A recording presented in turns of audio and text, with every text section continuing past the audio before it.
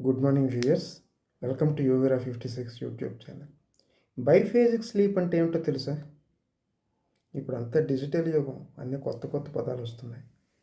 మనం ఇంతవరకు ఉదయం నుంచి సాయంత్రం వరకు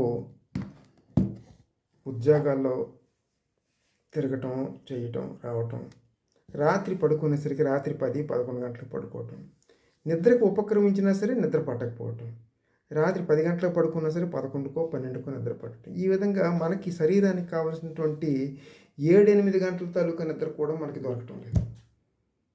దాన్ని మోనోఫేజిక్ స్లీప్ అని అంటారు. ఇప్పుడు కొత్త పదం ఏమిటి అంటే బైఫేజిక్ స్లీప్. అంటే 24 గంటల్లో మనం 2 సార్లు నిద్రపోవాలంటున్నారు నిపుణులు, వైద్యులు, శాస్త్రవేత్తలు.